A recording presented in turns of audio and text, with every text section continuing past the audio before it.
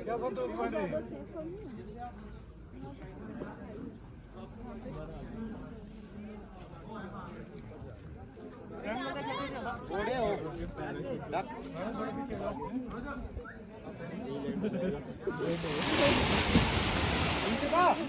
clear है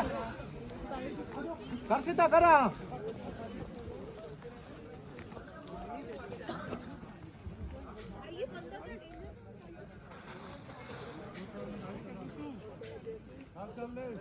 वो पर ले ले अपने बाल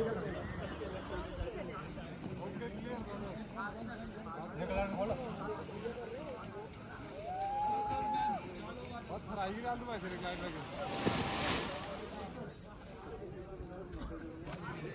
थोड़ा और